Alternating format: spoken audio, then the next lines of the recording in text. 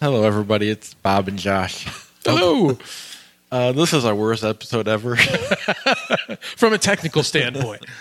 And because of Sean, his car had problems, so we had to go via Skype. And for the first time with Skype, it was not working very well. He was cutting in and out a lot. I'm going to do my best to edit this. There's definitely a delay at times. But we try to make the best of it. So I guess we're just kind of giving you a heads up that it's not our most solid episode ever. That's true. I would say it starts at least, we get all of our thoughts out about Halloween, and we get all of our thoughts out about Prince of Darkness, which if we were going to focus on anything this week, that to me is the most interesting part. So yes, for new films, they're mostly crap. So they're not mostly crap. They are all crap. And roughly. With the snowman portion of the show, it does kind of work the technical difficulties because that movie is a giant technical difficulty. But I apologize. It's just sometimes shit happens. There's nothing you can do about it. So, but the only time I did talk over Sean was when he started bad-mouthing Rob Zombie, so I had to cut him off, and I did. But otherwise, enjoy the show as best you can. Thanks.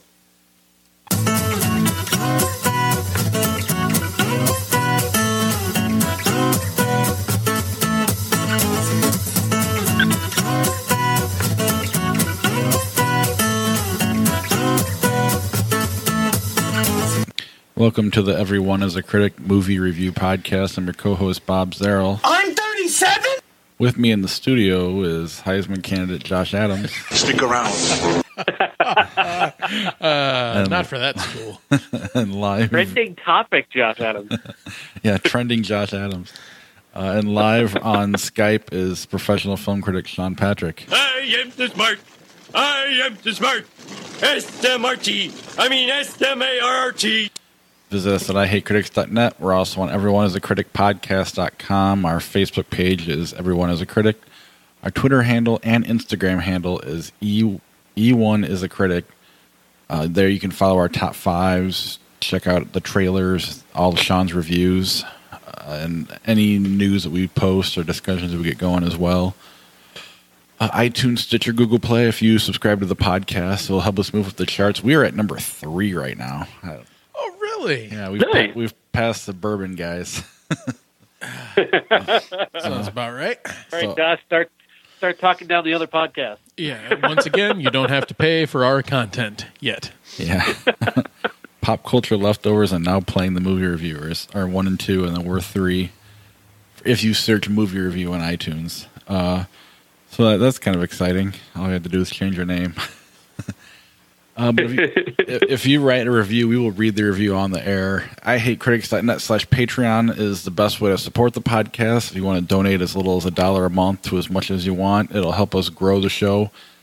We've mentioned the book and the video stuff in the past. I've been kind of the one putting that on hold. I'm in the process of moving, so it's kind of... we probably would be live with the video by now if it wasn't for me, so that's all my fault for all you who have donated. And we're ready to go there. We just kind of got to, I guess, finish out where we're going to be recording at. And then the book, we kind of, I don't know, it's still there. We're trying to get some more classics under our belt. But it's all coming. So if you want to help us out, IHateCritics.net/Patreon is the best way to do it. Let's get to news and trailers. First, before we get to the trailers, Sean, you listen to a podcast with, explain it again, sorry. Well, the Directors Guild has their own podcast where they have directors interviewing directors about their movies. And one recently from, I just found, was from October 12th, Rian Johnson talking with Denis Villeneuve about Blade Runner. It's really awesome, really insightful. I mean, you're talking about two incredible filmmakers talking about one incredible film, and really just a great conversation. And if you love movies, and especially if you love Blade Runner as much as I think we did, you're going to really enjoy that podcast. The Directors Guild of America podcast. So check that out. Yeah, that does sound kind of interesting. I wonder if Villeneuve will come back and interview Rian Johnson after The Last Jedi. Probably not. No. Yes. I think they move it around and maybe. Or it'll be someone else badass interviewing Ryan. I guess what I'm trying to say is it's usually you interview people about more highbrow subjects. You don't get all highbrow and in depth about something like a blockbuster. And so I found it interesting that the blockbuster director is interviewing Blade Runner because that's a thinker, but Villeneuve wouldn't necessarily come back and say, "Ooh, let me talk to you about the in-depth stories of Luke Skywalker." No, that's not going to happen. I mean, people do overrate Star Wars and put it on that level, so maybe. You never know. I'd love it if it was highbrow. That'd be great, but I appreciate you calling it not highbrow, though. It makes me feel good. Yes, I know what it is. I've talked you out of your happiness. I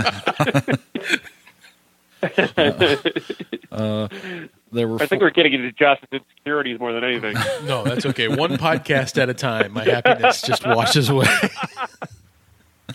It's only because I'm not happy. It's not your fault.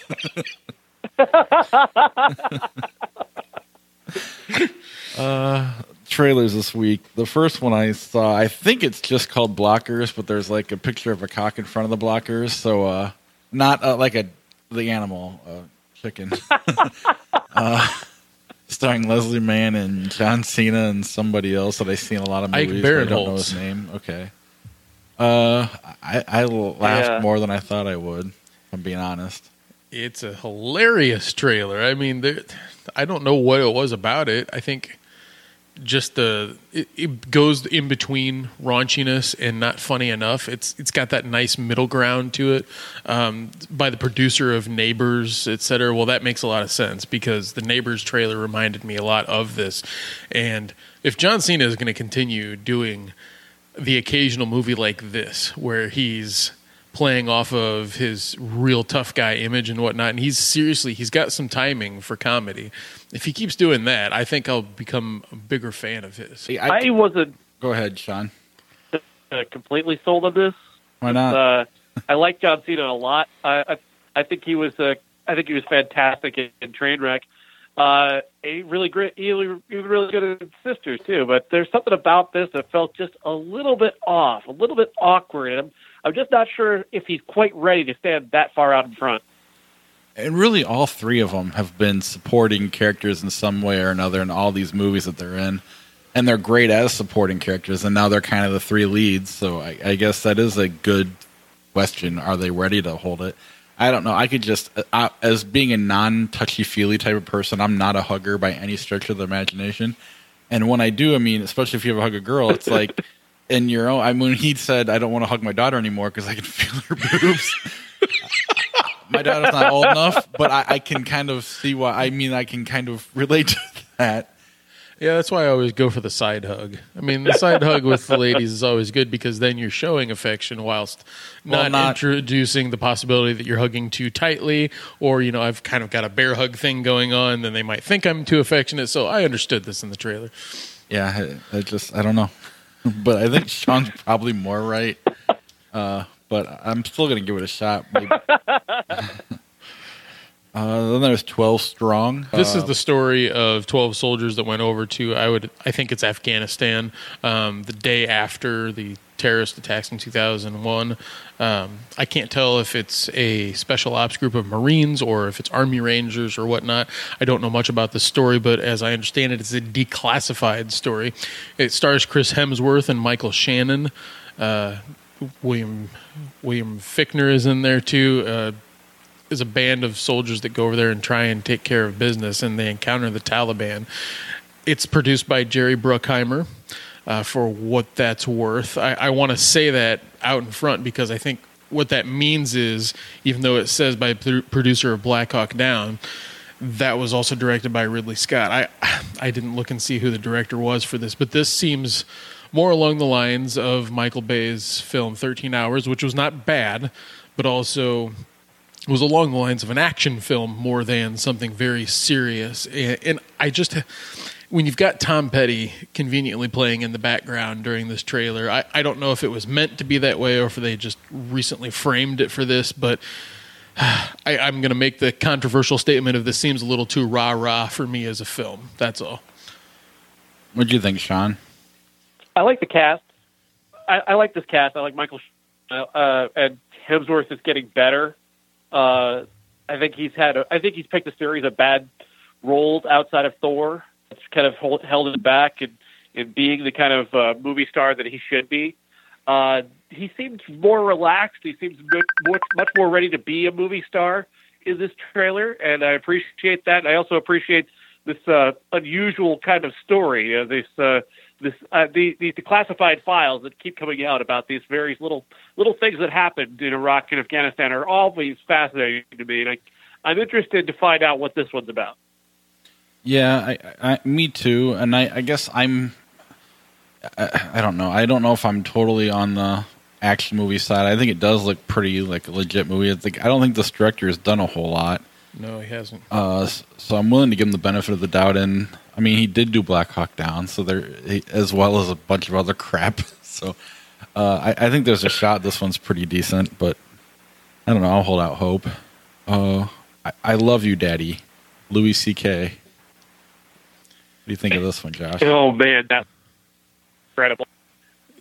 Yeah, this is a heck of a trailer. I don't know, is Louis C.K. kind of our newer voice or more modern Woody Allen voice? The reason I say that is this reminded me a lot of a Woody Allen type of trailer. It's filmed in black and white, which I'm not sure what that's going to contribute to this particular story, but the idea is that his daughter comes to live with him in his swank apartment, and he really wants a film to be made and have the director attached.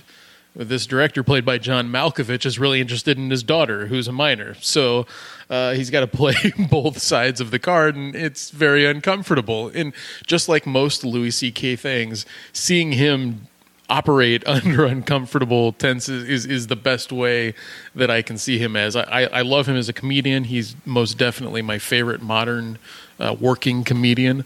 So I'm definitely there. I mean, I just don't know exactly if this is a wide release type of thing or if everyone's going to be 100% behind it. This one got really fantastic reviews coming out of Toronto. I don't know exactly where it stands in terms of the awards conversation. It doesn't seem to be getting that kind of buzz, but Louis C.K. is a very divisive filmmaker. His TV show is divisive. I mean, a lot of critics really love it. A lot of fans, or a lot of, regular audience members find it a little too uncomfortable, his TV show, and that seems to be kind of the reaction to this movie. Regular audiences are quite uncomfortable with it, and critics seem to really like it. But he does have a big audience, too. I mean, I don't think it'll be a theater movie. Maybe, I can't imagine. But it'll have its audience. I mean, he's the type of guy who just puts stuff online sometimes, and you have to just go find it. And I don't know. I'm interested because he's definitely a funny guy and very talented. He's been directing for a long time too. Tonya, the Tonya Harding movie. This is only more of a teaser than anything. Yeah. About a minute and a half long, but Margot Robbie in the role of Tonya Harding. And okay, this story is about 25 years old now, with Nancy Kerrigan getting beaten in the knees or whatever in Saturday Night Live, making fun of it and having Nancy Kerrigan even on as a host, I think, at one point. The story has passed us by, and Tonya Harding has done a lot of things since then. So I'm very interested in the movie because it'll be almost nostalgic for me, considering how much this was in the news. And I really dislike figure skating, like, a lot. So I would love to be able to have a movie that kind of mocks the culture a little bit. But I don't know if this is going to hold a lot of resonance with, like, modern audiences. You know, maybe people our age and above would say, like, oh, yeah, I remember that, and would like to see a movie about it. But younger people don't know who Tonya Harding is. Well, it seems like they're playing it for a comedy instead of straight ahead. Yeah. Sean?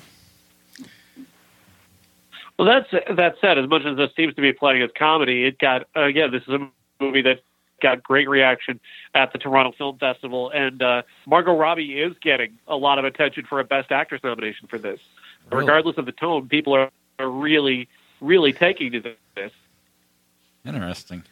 And it's one of the movies I'm very excited to see this fall or this winter. Well, speaking of movies that we're excited to see or excited to have seen, this was a great week for movies. The number one movie was a Madea Fuck you. Halloween 2. Tyler Perry's Boo 2, a Madea Halloween 2. $21 million, almost 22. Is it any good? Boo 2 of Madea Halloween. Simple answer is no, it's not any good. This is, again, the same notion from last year. It's Madea in a Halloween movie. It's, I guess you could say it's something like like a really much worse version of what Abbott and Costello used to do back in the day with when they used to co-star along Frankenstein and Dracula and whatnot. Only this is far more offensive. This is Tyler Perry. I honestly, watching this movie, there's no point in trying to explain what the plot is, because it's the same plot as last year's movie. It's just he plays a guy named Brian who has a daughter who he doesn't connect with. He doesn't know how to parent, and he's got to learn a lesson, and she's got to learn a lesson, and who cares? The point of this movie is just a series of really horrific misogynist gags. And the thing about it is, I call Tyler Perry's movies misogynist, but I don't know if they actually are. I don't know if it's genuinely hateful towards women, or if it's just his simple incompetence as a storyteller. It really could just be that he's just that level of incompetent that he doesn't realize how offensive he's being. The characters in this movie, the female characters in this movie, are drawn horribly from whore to stripper to harridan to buzzkill and just these cold-hearted witches. There isn't one, not even Madea anymore. Madea, which is a character that, if I recall correctly, began life as sort of this moral scold who would take down people who were, being mean to other people. Well, now she's just this character who spews just the most raunchy, disgusting dialogue she can think of from this past that she keeps inventing, where she was a stripper, a prostitute, a drug addict, an alcoholic, and now suddenly she seems to have some sort of, she pretends she has some sort of moral high ground over people, but she really doesn't when you put the gags together. And of course, just the whole drag thing that Tyler Perry does with Madea has always been, and this makes it just that much more problematic. This film is really horrible and really horrible to women. It really has a very low opinion of women, and I know I'm not every Tyler Perry fan will tell you, "Oh, that's not what he meant. It's just supposed to be funny. You're taking it too seriously." Well, in this day and age, I don't think we can take that too seriously. I don't think it's possible when we've got hashtag Me Too going on. We've got all this stuff going on in Hollywood. When you see a movie like this that is so ludicrously offensively portraying women, you have to call it out. I think it's a duty to call it out, and that's why I'm going to continue to call it out, because I found this movie rather disgusting. Yeah, I didn't go see it, so I'm not gonna. I can't really argue with you. And I mean, I don't know. I don't know what else to go with that besides Geostorm, unless Josh, you have something to say. Nope, haven't seen a Madea film yet. Won't see a Madea film. There's no reason for me to at all. I think the only thing with Tyler Perry in it that I've seen is Gone Girl. Yeah, me too. I'm not mistaken. Star Trek. He was in Star Trek. Okay. Hopefully this one isn't as offensive, but Geostorm. Gerard Butler. This is offensive in a different way, because I find Gerard Butler offensive in every way. Geostorm stars him as Jake Lawson, who is a scientist/engineer about as believable as Tara Reid. Maybe less believable than Tara Reid, honestly. The story goes that he's the guy who built this giant weather-changing machine as a Deus Ex Machina for stopping the decay of the environment. It's stopping storms. They can drop these little bombs on it, and the storm goes away, and blah blah blah. They don't really care about that. This movie is really super dumb, and I know that's obvious, considering this is Devlin and Emmerich who made this, with Dean Devlin directing this time for whatever reason. It's somehow even stupider than the stuff that they've made before, and they found a new low, and I kind of appreciate the fact that they're able to find a new way to be dumb, a new way to be even stupider than they've already been. That's what they find here, is a movie that is so dumb that they take this character that Gerard Butler plays And he's not just a scientist. He's not just an engineer. He's also like a rogue cop. He talks like rogue cops from like bad cop movies because they have him being like, he's in front of Congress and he's being defiant and they're asking him about all of these things. By the time he's done talking to Congress, you expect him to put him on suspension and tell him he's off the case. That's how stupid this sounds in this scene. It is so bad. And throughout the movie, that keeps happening where he's just like this rogue cop as opposed to the guy who's supposed to be stopping an environmental disaster. Really hilariously stupid. To a point where I almost appreciate this movie. Almost. At times, though, it reaches that level where I was openly laughing. Like I did not try to hide it at all. The rest of the audience was kind of bored. I was openly laughing at this movie. And obviously, that was not the intent. I've got to ask the question of Bob, the accountant, the one that is always concerned about budgets. Okay, so this film didn't even break $20 million this weekend, and it had a budget of $120 estimated, with some marketing involved in there too. So Bob, would you rather have this movie come out and give Devlin and Emmerich endless opportunities to make 1996 happen again, where people are interested in disaster movies, or would you rather give $120 million? There is no third answer of neither, or give $120 million to the Wachowskis to make something daring and bold that doesn't quite work? So would I rather piss money away or would I rather piss money away is what you're saying?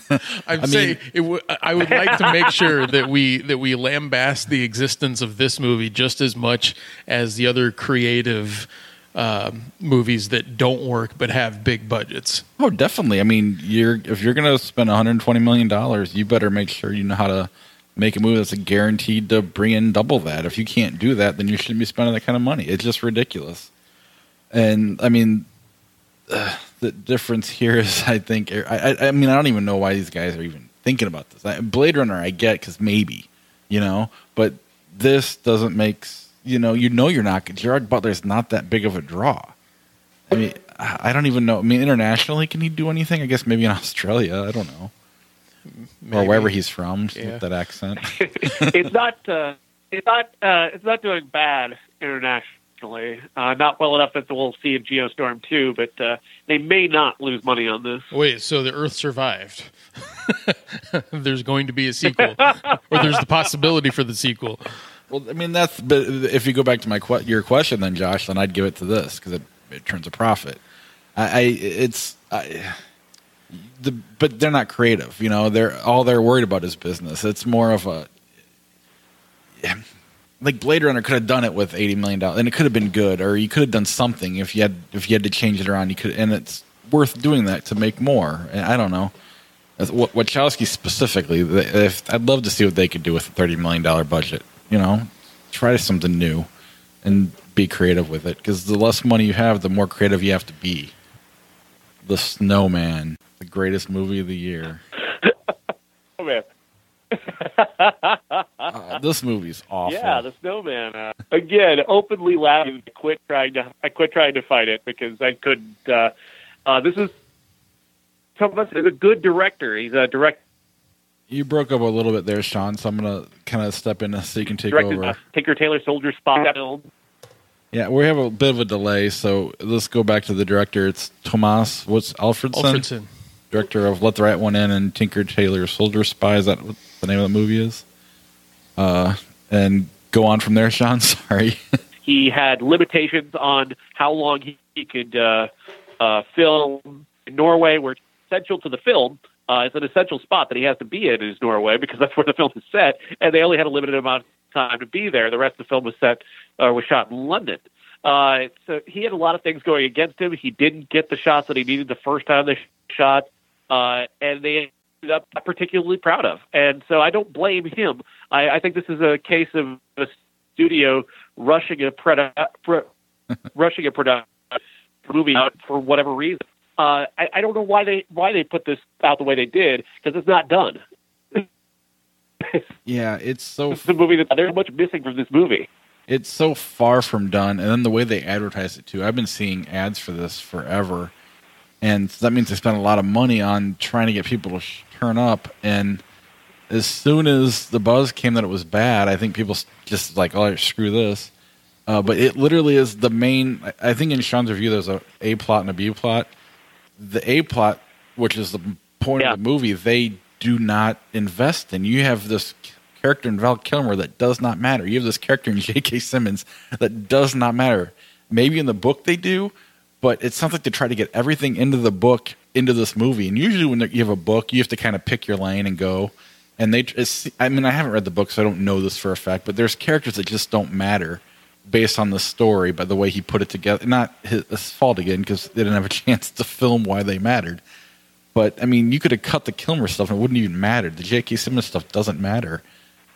I don't know. It just, there's a good movie here, but there's a lot of work to be done to make it a good movie. So, I don't know. I feel bad for the director, and I'm kind of glad he came out ahead of it, saying how bad this movie is. The B plot of this film is really ridiculous because it spends a lot of time establishing Fassbender's home life, and it's to zero point.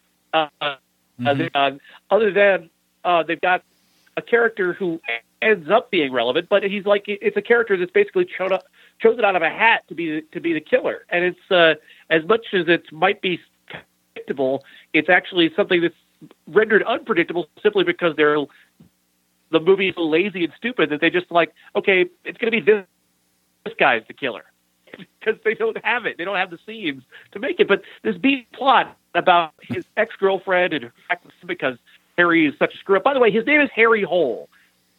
That's a great name. The character's name is Harry Hole, which is disturbing. But the point is that they spent a lot of time establishing the stuff they needed with the serial killer, which needed to be done in Norway, and they couldn't do that because they had only a limited amount of shooting time there. And so, the stuff about the search for the serial killer, we get an entire endless, stupid scene with this, his son that doesn't make any difference. We're watching 10 minutes, and then we cut to another scene, like inches away from the killer, and he should be looking for it. Yeah, we lost some of that. We got some of it. Basically, what he's saying is they spent more time on the B plot than they did the A plot. And the A plot is what matters to this movie. The B plot really is irrelevant, and they tried to... And it's his home life and his stepson that's not really he really has no relation to this kid whatsoever. And, I don't know, the final scene's laughable as well, where the way he gets away from the killer at the end is pretty hilarious. I don't know if you heard that at all, Sean. God, yes. there's and that last scene is basically like, I mean, it's almost like the scene from Indiana Jones where he just pulls out the gun and shoots him, like, but it's the other way around, as if Indiana Jones were the one who got shot. Right, but then the way that he survives it is ridiculous.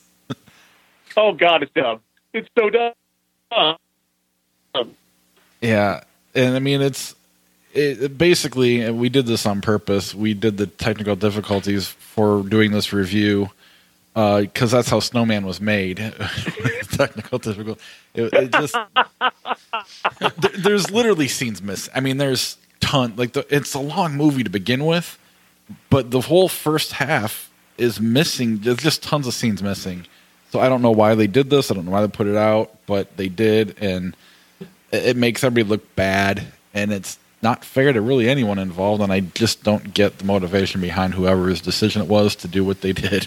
Utter and complete nonsense. Put your top five. Who's your top five? It's top 5 weather-related movies, and we'll start with Beth. We didn't have anything on Instagram, did we? I did not see anything. All right, Beth had number 5, Twister, I guess. Number 4, Al Gore's Nobel Peace Prize winning PowerPoint presentation. Number 3, Wizard of Oz. 2, Interstellar. 1, Groundhog Day. Uncle Jeff had, in alphabetical order, number 5, Twister. Number 4, The Perfect Storm. 3, Magnolia. 2, Deep Impact. And 1, The Day After Tomorrow. I had, and I changed mine after reading yours, both of yours, number 5, The Wizard of Oz. 4, An Inconvenient Truth. 3, Groundhog Day. 2, Mother, because, I mean, that's technically about weather, whether you realize it or not, because he's Mother Earth. So everything they're doing. Oh, yeah. And then number 1's Mist. Josh, did you just have an old boy moment? Well, I was trying to think of the moment that a tornado came in or something, and then I had to remember, oh yeah, it's symbolic, and how that whole movie was like hitting you over the head with symbolism. I forgot. Josh? All right, my number 5 was The Mist. For the Weatherman, starring Nicolas Cage, is like the one Nicolas Cage movie that I can go back to all the time. 3 Singing in the Rain, 2 Groundhog Day, and number 1 Cloud Atlas, because clouds in the title, and that has to do with weather too. Yay! And I have honorable mentions like the ice. I figured I'd get that. The Ice Storm, The Perfect Storm, The Hurricane, Captain America: Winter Soldier, and then the first 20 to 25 minutes of The Impossible, where there's the big flood and everything like that. That part is pretty impressive, and then the rest of the movie is very boring. Sean? I had number 5, Groundhog Day. Even though people say I don't like that movie, I did enjoy it as a comedy. Number 4, Inconvenient Truth. 3 is a foreign film called Force Majeure, which is about an avalanche. Number 2, The Perfect Storm, and number 1, Singing in the Rain, for my mom, because she loved that movie. And then we had one more movie. Hopefully we can get Sean to get us through this one. Same kind of Different as Me. They're a religious movie from Pure Flix because they've got actual actors in this movie. Renee Zellweger and Diamond Hansu are actually tremendously talented people, and they really show that. There's 4 good scenes in this movie, which is more than the 3 that Roger Ebert recommend that make a good movie. That said, I still don't think this is a good movie. It's a choppy narrative that at times makes a little sense, and it's really poorly made. It's got a really terrible voiceover narration that's really not necessary to this plot at all. Greg Kinnear is the narrator because his character wrote the book, and we're forced to sit with him, even though the other two lead characters, are far more interesting and are going through far more. Renee Zellweger's character is dying from cancer. Djimon Hounsou's character is a guy who grew up on a plantation in the 1900s, born in 1930, and didn't realize that he was so sheltered from the world. He didn't even know that slavery had ended when he finally escaped from this plantation in Louisiana, which you wouldn't think is possible. But I mean, when you look back on it, the way they portray it, it certainly was very possible. And his upbringing from there and moving on, it's a very interesting story that the film short shrifts in favor of all this other stuff. Things here that are really great. Renee Zellweger has 2 really fantastic monologues, and there's a scene of the 2 of them, basically almost the only scene that they're in together, which is this weird that the 2 of these main characters only have this one important scene together that is done completely in silence. Which is, it's unusual, but it has a little bit of grace to it. That said, I mean, this movie, how it can be, I guess in any other movie, if you saw monologues like this, you would be calling it out. If it was a good movie, you'd say, well, this is kind of grandstanding. This is a little bit too much of a monologue, too much of an obvious monologue. But here, there's so much bad that when they go into these monologues, you kind of relish that they're in these monologues, because at the moment you're away from all the bad stuff about this movie. So I don't recommend this movie, but I certainly don't hate it like I hate God's Not Dead or War Room or those other garbage PureFlix movies. Yeah, honestly, all I saw in the poster or whatnot, the image that was given to me by Regal Cinemas was Greg Kinnear, and then I heard PureFlix. If I had seen Renee Zellweger and Djimon Hounsou and maybe watched a trailer or something like that, I would have been a little more interested in this, because even for a PureFlix film, it's quite a cast. I mean, if nothing else, I guess you could say this would have been the movie I would have chosen, because you were lambasting The Snowman before I had the chance to see anything, and I didn't get to the theater. But this might have been the one for counter-programming, if nothing else, I would have watched. Well, the one would have been Only the Brave, except we talked about it last week. Right. So I kept, the part of me that what I can't add to the podcast, I was like, I almost went and saw Geostorm. I sat my son down and I said, hey, watch these 2 trailers. Do you want to see one of them? And he got really excited about the Flash Flood movie.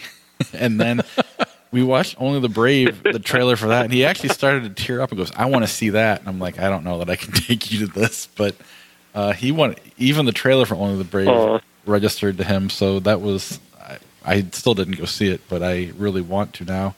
Ladies and gentlemen, this is the main event for the linear, legitimate, and universally recognized, undisputed Classic. Halloween, the John Carpenter movie. This is based off the fact that this week in 1987, the movie Prince of Darkness came out, which is another John Carpenter film, and Halloween is right around the corner, so why not talk about the original Halloween from 1978? I had a guy that lived next to me in college, and basically my dorm neighbor, who was super into Halloween to the point where he had Michael Myers masks and posters and all of the movies and prop knives decorated throughout his room. And it was a little eerie to go into his room. And then once the rumor that I was a fan of movies got out, he came to me and said, "Have you seen Halloween?" And I'm like, "No, but I will. Can I borrow it?" And I ended up watching the first two via him. And I expected, because of my opinion of what Freddy Krueger and Jason and Michael Myers was, this really campy film that would have relied on a lot of just horror movie tropes and a lot of stabbing and teenagers getting naked, et cetera, et cetera. That's not really what this is. It's John Carpenter's far more skilled of a filmmaker than anyone that worked on Friday the 13th, in my opinion. And you could argue that he's a better filmmaker than Wes Craven. I would say that he is. That's just me. But he's definitely better than the guys who did the sequels. yes, for sure. In the second time I saw it, I gained a little bit more appreciation for it, to the point where I said, I would really actually like to own Halloween, but there are so many versions of the DVD and then the versions of the Blu-ray and VHS because of rights issues over time. If you take the series as a whole and you lump the first one in there, then all of a sudden the opinion of it somehow gets lowered. But if you take it as a solo film by itself and in an hour and a half transfixed on the screen, it's actually a pretty good movie. I enjoy the patience that Carpenter has in drawing out this story. Now, is it low budget? Yes. Is Michael Myers somebody that doesn't make a lot of sense because he's got people within his reach and then he kind of just stares at them for a while and plays with them instead of just going directly after them? Yes. But it somehow still works at the end.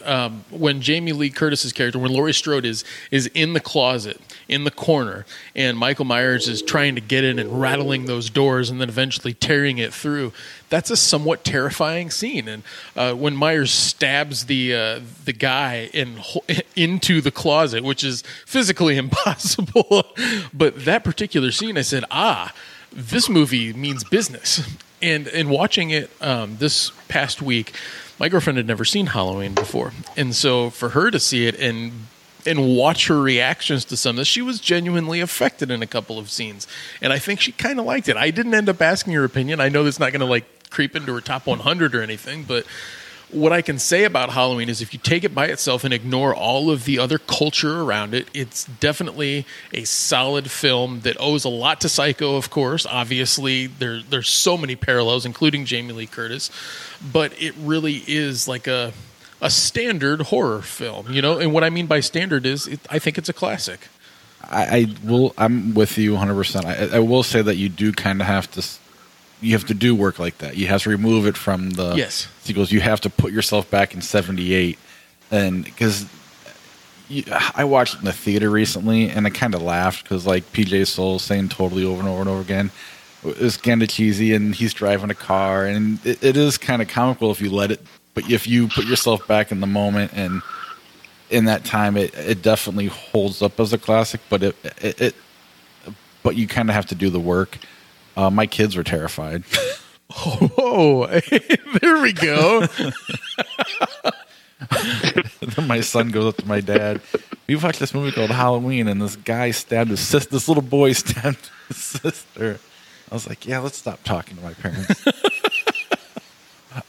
But Sean, I want to get to your opinion here because I did already hear it.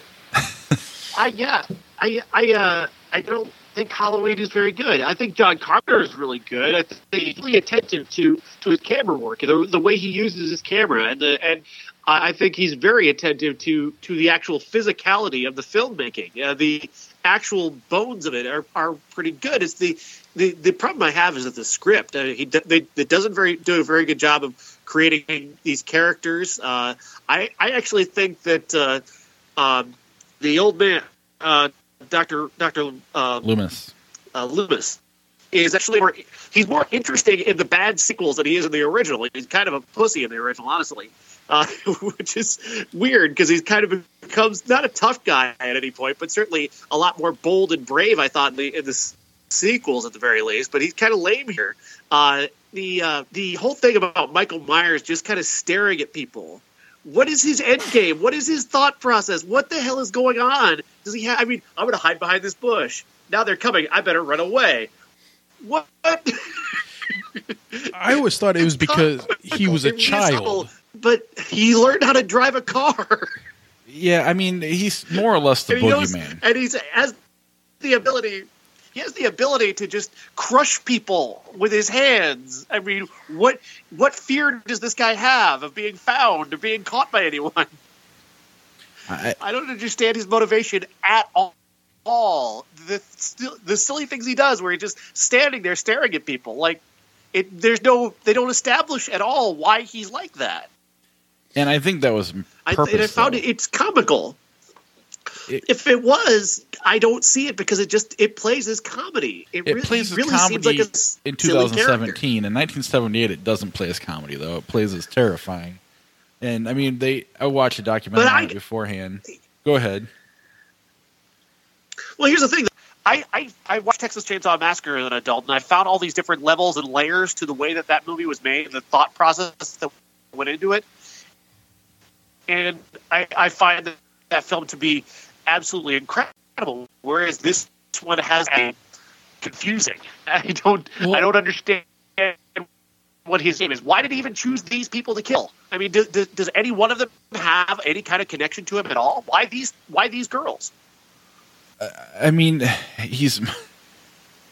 when I watched this documentary on the making of it, the guy who played the Shape, I guess they called him back then, he goes, "What's my motivation?" He goes, "Your motivation is to walk forward and stop." There was no motivation, at least. And the lack of motivation made him more of a monster than a human.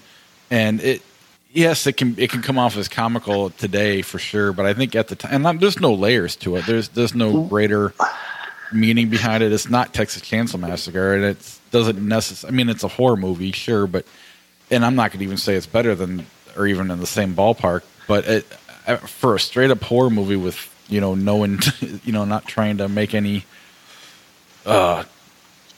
statements about the time it came out in, just as a straight up horror movie about the boogeyman, more or less. I thought it was effective, and it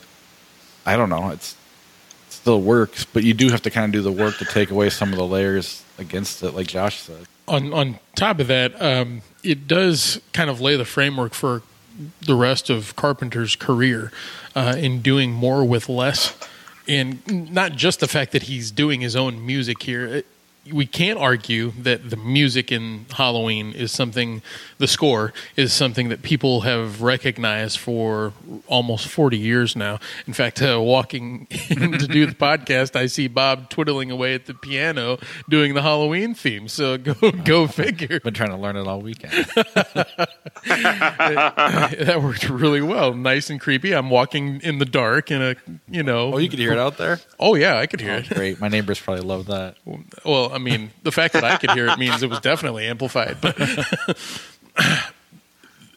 when I'm talking about laying the framework for the rest of his career, doing more with less, there's just something to be said about having to make certain choices with clearly not much to work with. Okay, you've got two houses basically that are the center points of these films. The two set pieces.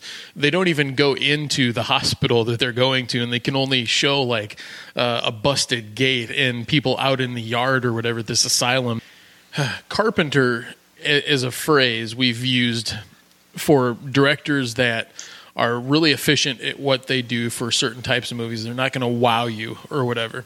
And not that he's not a Carpenter. John Carpenter's not a Carpenter, but he has a particular style that lends himself to a different type of director, in that he's getting his particular vision out there, whether it's good or not, because he's got plenty of movies that I don't like. Like Big Trouble in Little China is a joke to me, and a lot of people really love that movie.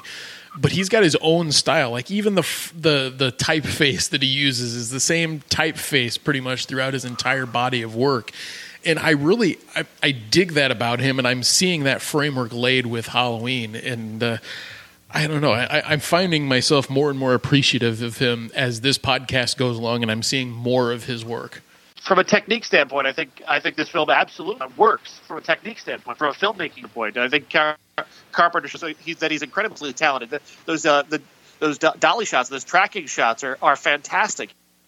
He's a I just think that he was more interested in that part of it than he was in the character and story logic.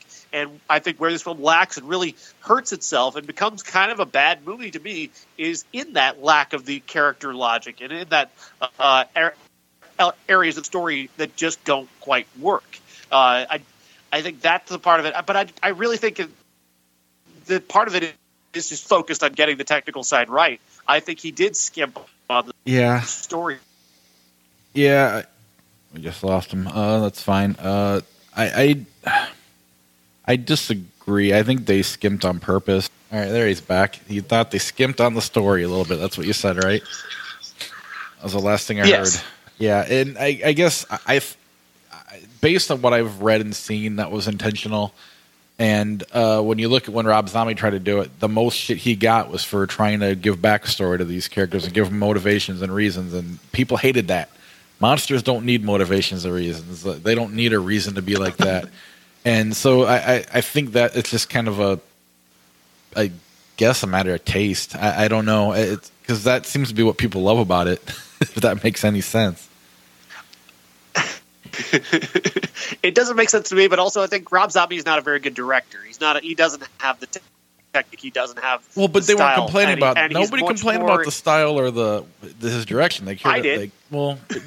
The fans, but I did. They complained about the backstory and the motivation of the character. They didn't like Michael Myers having a history. They didn't like his parents being bad parents. They wanted the monster. They didn't like him being human. But by a better filmmaker, that could work. Yeah, I mean, and then people did like it too. So I mean, it did work to some as well. So it's just hard to say. I don't know. I still think it's a classic, and I mean I'll take it over Freddy and Jason any day of the week. I guess Freddy. I prefer Freddy. I can see that one a little bit, but I don't know. To me, those two are kind of a toss up, but I'd go with Michael over Freddy. As would I. Ray, this is 1987. Did you know that a girl can be whatever she wants to be? I know. My mom's a plumber. That explains a lot about you, Ray. A lot of movies in 1987. Sean, did you see any of them? I saw Prince of Darkness, which is what inspired us to pick Halloween. Prince of Darkness is a John Carpenter movie from 1987, and it's really bad. This is a really terrible film. This has got, once again, Donald Pleasance in the movie. This time he's playing a priest who's investigating another priest's death and this secret that this priest was trying to hide about the return of, I guess, Satan. I'm not sure exactly because this narrative is really terrible. The thing I came away most from this movie is that Jameson Parker has an incredible mustache. That's pretty much all I took away from this film. I was obsessed with that mustache. Josh? It is quite bushy by cracky. But let's see. Okay, here's the thing about Prince of Darkness. I actually kind of dug it, and I knew that you were going to hate it, Sean, and I understand exactly why. But there's stuff in this movie that I dig. Like, what is that cylinder? It's gross looking, and all of the little things that involve hell and Satan that come about, like ants and worms and gooey things and spewing like green stuff. out of their mouths and making people pregnant with Satan. I mean, all of these things that are gross in the film work for me really well. Yes, it's nonsensical. Like, it doesn't make a lot of sense, and you can't really follow it. These people, including Donald Pleasance, is a priest, and Victor Wong or whatnot from Big Trouble in Little China as the professor that's bringing all these students in to try and prove the existence of this thing. Well, none of that really matters. I'm more interested in the gory gag effects of it and whatnot. And like the woman that is engorged with Satan, I guess you could say. Pregnant is maybe the wrong word with it, but engorged because she gets like a flood of Satan juice in her mouth. This is an awful way to say it, but I'm trying to explain it how I experienced it. I just really dug that. The deaths that occur in this particular movie are gruesome. The guy that's outside and is telling everyone that they're all going to die or whatnot, and then all of a sudden his body collapses, his head falls off, and I'm like, ooh, that really did it for me. Alice Cooper is in the movie, is like a vagrant that's seemingly like the leader of all of these vagrants that has pointed himself towards the sun because the coming of Satan is upon us. And all of this works for me, especially like the final scenes, as you've got a character reaching through a mirror that turns into something liquid and is going into the beyond. Now, this liquid it's something that I've never seen worked with when it comes to hell before, where you're going into another dimension, but it's got a physicality to it.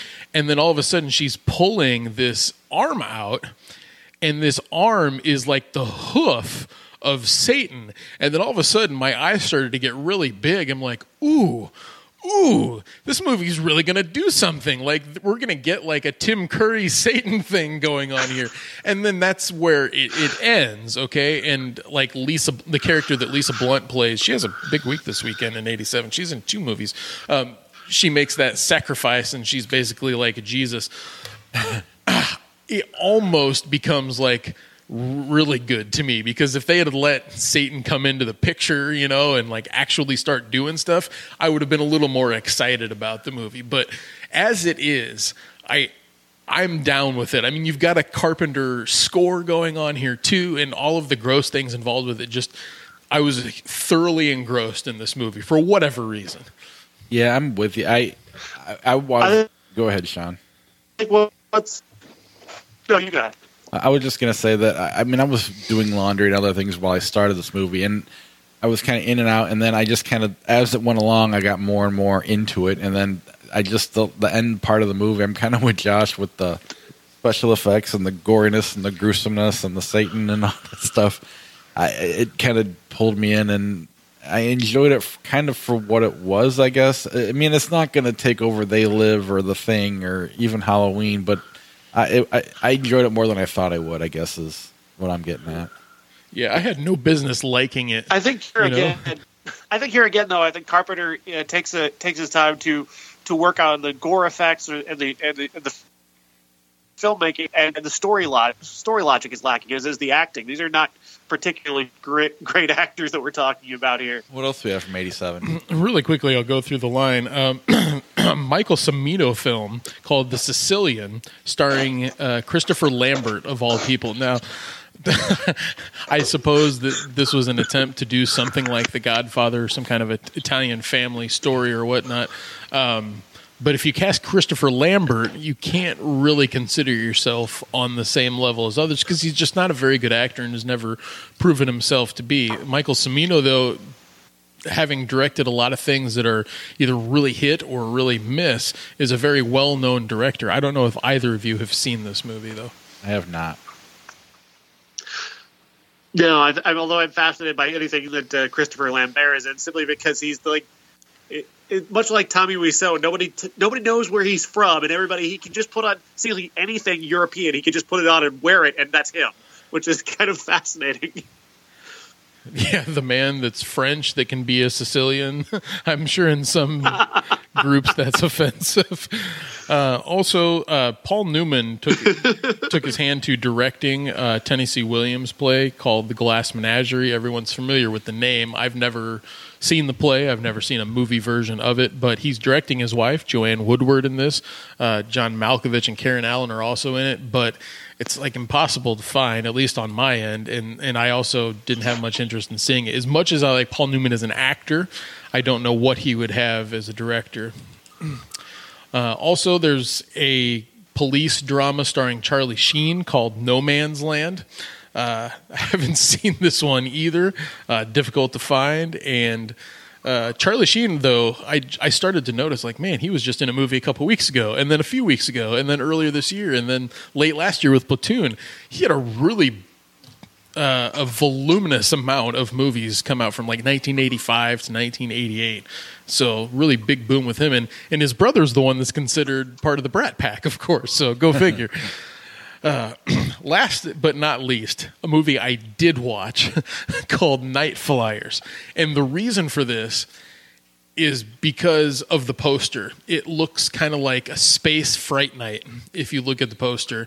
And it is oh so dreadful. Explaining this plot would be totally pointless, but it stars Catherine Mary Stewart of Night of the Comet and of The Last Starfighter. So she's one of my faves from the 80s. Very beautiful woman. And a cast of people that like you'd know, including Lisa Blunt, who is in Prince of Darkness.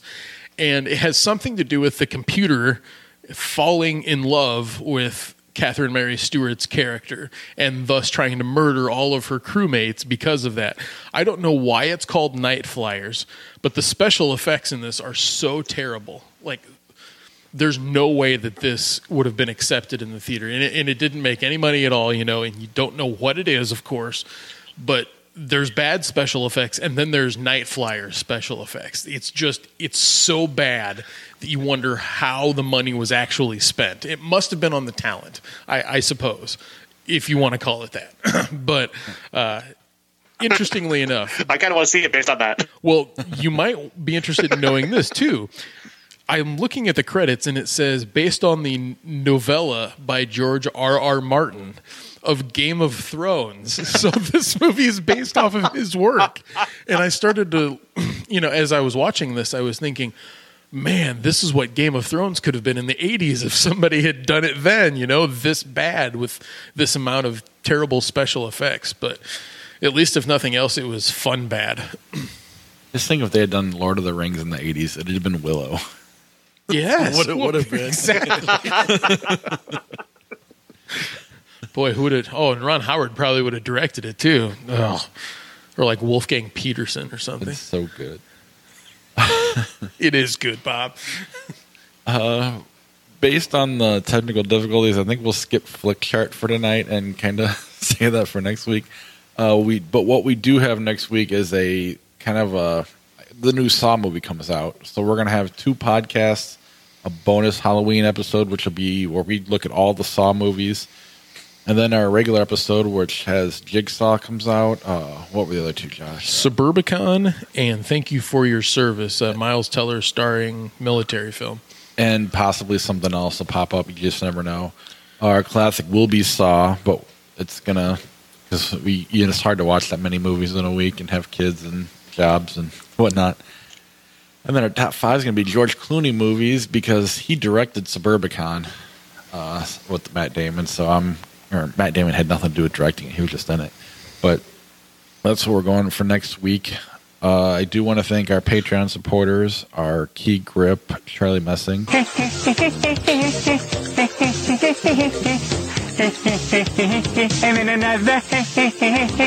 Our character actors, Corey and Josh. I think this is the beginning of a beautiful friendship. Last week, Corey asked me if I edited out some of the stuff you said about Rich Hill from the Dodgers. I was like, yes, I did. Our associate producer, Jason from New Mexico. What? This is crazy. You want me to hit you? That's right. What, like in the face? Surprise me.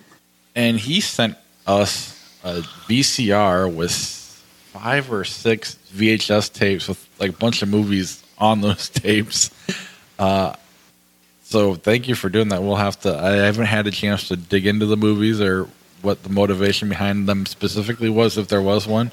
But we'll definitely have to do something with that at some point. Oh, yeah. Well, now you or Sean could use the VCR. I've got my own and would be happy to plug it in for any of those movies. I mean, nostalgia is wonderful sometimes. So, yeah, we just need to find that time where we're not as... We're like, this is our busiest time of the year, and then it gets really busy at the beginning of the year, and then it just dies for 2 months. So that's when we'll probably try to knock out some of these Patreon podcasts. Our movie star is Dave Severs. I want the truth! You can't handle the truth! And I forgot the executive producer, Uncle Jeff. You talking to me? You talking to me?